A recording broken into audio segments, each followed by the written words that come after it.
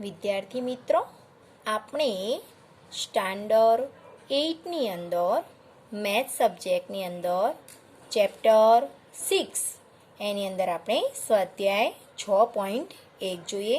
બાર મિત્રો, આપણે આગળના વિડીયોમાં શું જોયું હતું કે કઈ સંખ્યાઓને પૂર્ણવર્ગ સંખ્યાઓ કહેવાય, કઈ સંખ્યાઓને પૂર્ણવર્ગ સંખ્યાઓ ન કહેવાય, પૂર્ણ વર્ગ કોને કહેવાય, એકમનો અંક કયો હોય તો તેનો વર્ગ કરવાથી મળતી સંખ્યાનો એકમનો અંક કયો હોય, તે બધા વિશે આપણે બાળ મિત્રો માહિતી મેળવી હતી. હવે એના આધારે જ આપણે અહીંયા બધા દાખલા ગણવાના છે. પ્રશ્ન નંબર 1ની અંદર શું કહ્યું છે અહીંયા કે નીચે આપેલ સંખ્યાઓના વર્ગ કરવાથી એકમનો અંક શું મળશે. એ કે અહીંયા આપણને જે સંખ્યા આપી છે એનો વર્ગ કરીએ તો આપણને એકમનો અંક શું મળે.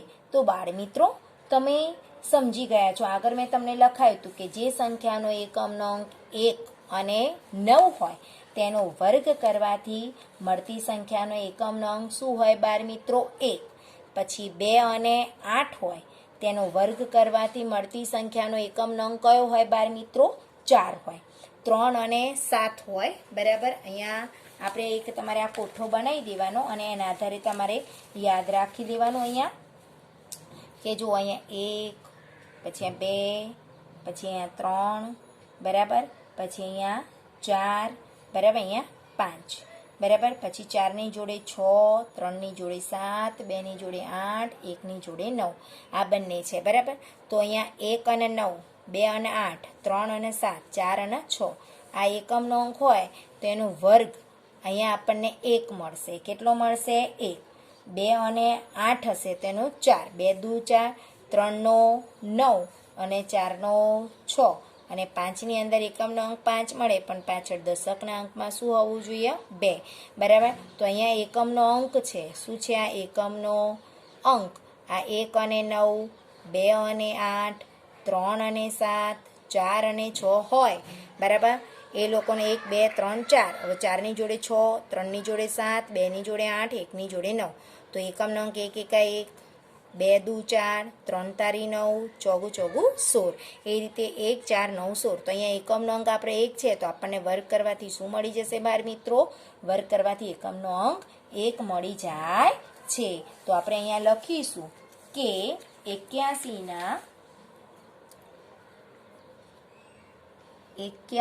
નો એકમનો અંક શું છે બાળ મિત્રો? 1 છે. બરાબર. અંક 1 છે. બરાબર. અને આનો વર્ગ કરીએ. શું કરીએ આપણે? આનો વર્ગ કરીએ. બરાબર. અને આપણે આનો વર્ગ કરીએ છીએ 1 ગુણ્યા 1 બરાબર શું મળી જાય છે? 1. માટે આપણને 81 નો વર્ગ. કોનો? 81 નો વર્ગ એટલે ઉપર 2 લખીએ અને વર્ગ કહેવાય. તો 81 ના વર્ગનો એકમનો અંક શું મળી જાય? 1. એકમનો અંક 1 છે. બરાબર. આ રીતે આપણે લખવાનું. હવે જો અહીંયા શું કીધું છે? 3853. હવે અહીંયા એકમનો અંક 3 છે તો 3 તારી 9. એટલે અહીંયા આપણને એકમનો અંક કયો મળી જશે બાળ મિત્રો? 9 મળી જશે. બરાબર. તો અહીંયા લખીશું આપણે 3853 નો એકમનો અંક 3 છે. અને હવે આ 3 હોય ને એનો વર્ગ કરી જોવાનો. બરાબર. એટલે 3 ગુણ્યા 3 બરાબર કેટલા થયા? 9. કેટલા થાય? 9. એ 3 હોય એટલે એનો વર્ગ 9 થાય. માટે 3853 નો વર્ગ. બરાબર. ઉપર શું મૂકશો? 2 ઘાત. બરાબર. 3853 નો એકમનો એટલે કે આ વર્ગ કરી દીધી, ઉપર 2 ઘાત લખી એટલે શું કહેવાય? વર્ગ. 3853 ના વર્ગનો એકમનો અંક કયો થશે બાળ મિત્રો? 9 છે. બરાબર. સમજણ પડી? એ જ રીતે અહીંયા ત્રીજો, એટલે તમે એકમના અંકના આધારે કરી શકો છો કે અહીંયા જ્યારે વર્ગ કરીએ ત્યારે એનો એકમનો અંક શોધવાનો છે. અહીંયા આપણા છે 52,698.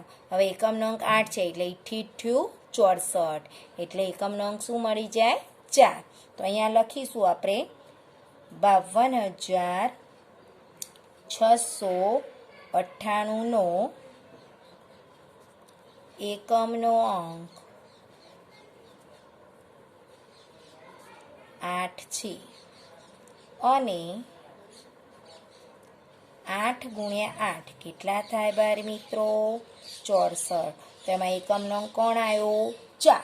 બરાબર. તો માટે અહીંયા લખીશું આપણે 52,698 વર્ગનો, બરાબર, ઉપર બે ઘાત લખી છે, આમ કૌંસ લખો તો તમને સમજણ પડી જશે. અહીંયા કરી દઈએ, બરાબર. આમ તો આ 81નો વર્ગ થયો.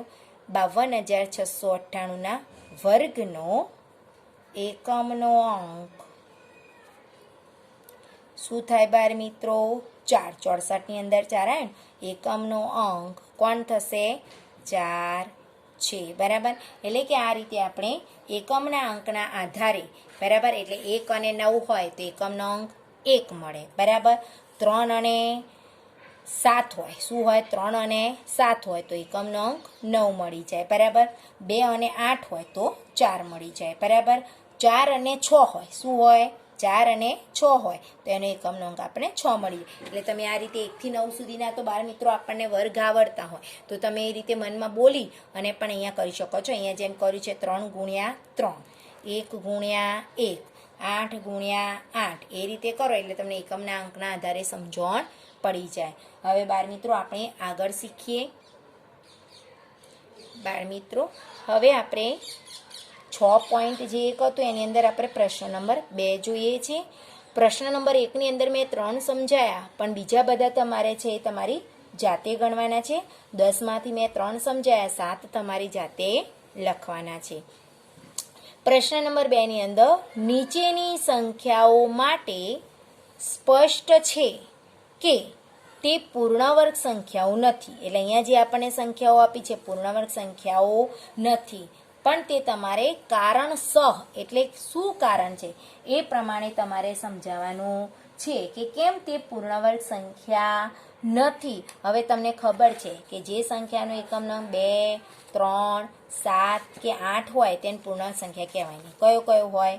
2, 3, 7 કે 8 હોય એને પૂર્ણવર્ગ સંખ્યા ન કહેવાય. બરાબર. પૂર્ણવર્ગ ન કહેવાય. અને જે સંખ્યાનો 0, 1, 4, 5, 6, 9, આ 2, 3, 7, 8 સિવાય 2, 3નું જોડકું, 7 અને 8નું જોડકું યાદ રહી જાય તમારે. 2, 3, 7, 8 એના સિવાય બધી છે એને પૂર્ણવર્ગ સંખ્યા કહેવાય. બરાબર. એટલે જે એકમના અંકના આધારે આપણે કહી શકીએ કે આ પૂર્ણાંક સંખ્યા છે અને આ પૂર્ણાંક સંખ્યા નથી, એનું આ કારણ છે. તો આપણે અહીંયા સમજાવીએ છીએ કે અહીંયા 1057 કીધી છે. શું કીધી છે? 1057.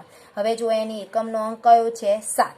બરાબર. હવે એકમનો અંક 7 છે, જે કોની અંદર જે સંખ્યાઓ છે આપણી, બરાબર, 0, 1, 4, 5, 6 કે 9માંથી એક પણ સંખ્યા નથી, એટલે એને આપણે પૂર્ણાંક સંખ્યા કહી શકાય નહીં. તો આપણે અહીંયા લખીશું 1057 નો એકમનો અંક 7 છે, જે, બરાબર, કોની અંદર? 0, 1, 4, 5, 6 કે 9માં નો નથી. કોણ? 7. 7 છે જેની અંદર 0, 1, 4, 5, 6, 9 હોય એને જ આપણે પૂર્ણાંક સંખ્યા કહેવાય. એમાંથી આ 7 છે તો એ આ બધાનામાંથી નથી, માટે આપણે 1057 એ પૂર્ણવર્ગ સંખ્યા નથી. બરાબર. બરાબર. તો અહીંયા હવે બીજી છે, કેટલી છે અહીંયા આપણે જોઈએ છે? 2,22,222. હવે એમનો એકમનો અંક કોણ છે? 2 છે. તો અહીંયા લખીશું 2,22,222 નો એકમનો અંક 2 છે. જે આ પૂર્ણાંક સંખ્યા કોને કહેવાય? 1, 4, 5, 6, 9 કે 0માંથી નથી. જે 0, 1, 4, 5, 6 કે 9 માનો નથી. માટે 2,22,222 એ પૂર્ણ વર્ગ સંખ્યા નથી. કોના આધારે બાળ મિત્રો કહી શકીએ આપણે? એકમના અંકના આધારે. હવે અહીંયા જુઓ, આપણને 5,05,050 છે. શું છે? 5,05,050. અહીંયા 1 નંબરનું આપણે કરાયું, ત્યાર પછી આપણે 4 નંબરનું કહ્યું, અને હવે આપણે જોઈએ છે 8 નંબરનું. બરાબર? તો 8માંથી મેં તમને 3 ગણાયા છે, 5 તમારી જાતે ગણવાના છે. તો અહીંયા જોઈએ છે 5,05,050. બરાબર? માં એકમનો અંક. બરાબર? અહીંયા જોઈએ છે કે એકમનો અંક કોણ છે એ આપણે જોવાનો છે. બરાબર? તો અહીંયા એકમનો અંક કયો કહેવાય છે? આપણે 0. શું છે? 0 છે. બરાબર? તો એકમનો અંક 0 છે. હવે બાળ મિત્રો 0 તો કહેવાય, પણ આપણે આગળ લખાયું હતું કે એકમના સ્થાનમાં 0 હોય. બરાબર? દશકના સ્થાનમાં 0 હોય. બરાબર? એકમ અને દશકના સ્થાનમાં 0 હોય. બરાબર? પરંતુ હજારના સ્થાનમાં આપણે જોઈએ છીએ દશકના સ્થાનમાં 0 નથી. બરાબર? તો એકમના સ્થાનમાં 0 હોય, પરંતુ દશકના સ્થાનમાં 0 ન હોય તો એને આપણે પૂર્ણ સંખ્યા કહેવાય નહીં. બરાબર? એટલે કે અહીંયા આપણે જોઈએ છે કે 0 છે, એની અંદર દશકના અંકમાં 0 નથી. એટલે એને આપણે શું કહેવાય ને બાળ મિત્રો? પૂર્ણાંક સંખ્યા કહેવાય નહીં. બરાબર? તો અહીંયા લખીશું એકમનો અંક 0 છે, અને એની અંદર શું છે? શૂન્યની સંખ્યા એકી છે, એક જ છે. જો 2 હોય એકમ અને દશકમાં હોય, અને 0 બરાબર કોની અંદર? તો 5,05,050માં શૂન્યની સંખ્યા એકી છે. કેવી છે? એકી. એટલે એક જ છે. બરાબર? 0 બેકી સંખ્યામાં હોય, એટલે 2 હોય, 4 હોય, 6 હોય તો જ એને કહેવાય. બરાબર? એટલે કે શૂન્યની સંખ્યા એકી છે.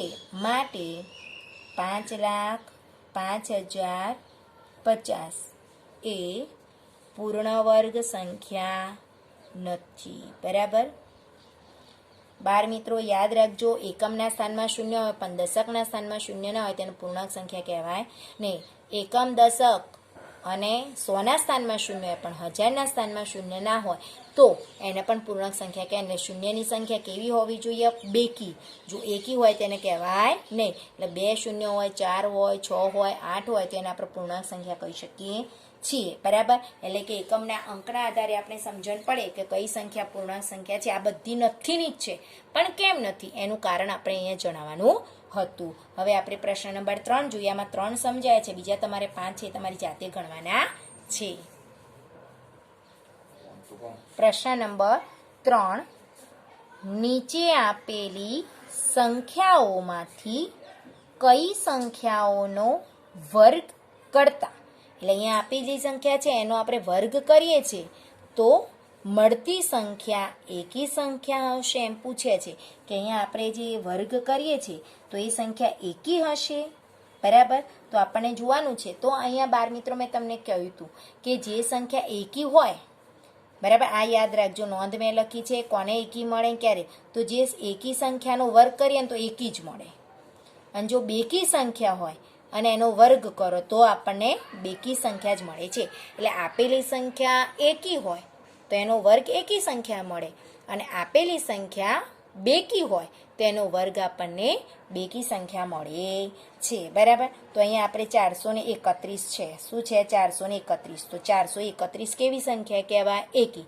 એકમનો અંક 1, 3, 5, 7, 9 એ બધી એકી સંખ્યાઓ કહેવાય. તો એકમનો અંક અહીંયા 1 છે એટલે એ કેવી કહેવાશે? એકી સંખ્યા. તો અહીંયા લખીશું 431 એ એકી સંખ્યા છે. બરાબર. હવે એકી સંખ્યાનો વર્ગ આપણને કેવો મળે છે? એકી જ હોય છે. અહીંયા લખીશું એકી સંખ્યાનો વર્ગ કરતા મળતી સંખ્યા પણ એકી જ હોય છે. માટે 431 બરાબર નો વર્ગ અહીંયા તો લખી દીધું 431નો વર્ગ કેવો મળશે આપણને? એ 431નો અહીંયા વર્ગ લખી દીધું છે એટલે 431નો વર્ગ એ એકી સંખ્યા છે. બરાબર. સમજણ પડી બાર મિત્રો? અહીંયા આપણે જો આપેલી સંખ્યા એકી હોય તેનો વર્ગ એકી સંખ્યા જ મળે, અને જો આપેલી સંખ્યા બેકી હોય તો હવે જો અહીંયા એકમ નંગ 4 છે, અહીંયા શું કીધું છે આપણને? 82,004. તો 82,004 એકી કહેવાય કે બેકી? તો બેકી સંખ્યા છે. તેનો વર્ગ કરીશું તો આપણને બેકી સંખ્યા જ મળે છે. તો અહીંયા લખીશું 82,004 એ બેકી સંખ્યા છે. કેવી છે? બેકી સંખ્યા. હવે આપણે બેકી સંખ્યાનો વર્ગ કરીશું તો એ શું મળશે? બેકી સંખ્યા જ મળે છે. તો અહીંયા લખીશું આપણે બેકી સંખ્યાનો વર્ગ કરતા મળતી સંખ્યા પણ બેકી જ હોય છે. માટે 82,004 નો વર્ગ એ બેકી સંખ્યા છે. બરાબર.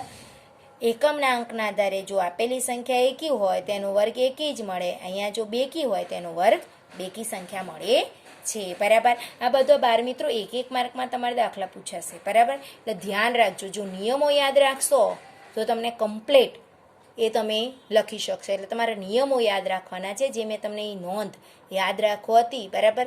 એની પીડીએફ પણ બાર મિત્રો હું મોકલી દઈશ. પ્રશ્ન નંબર 4.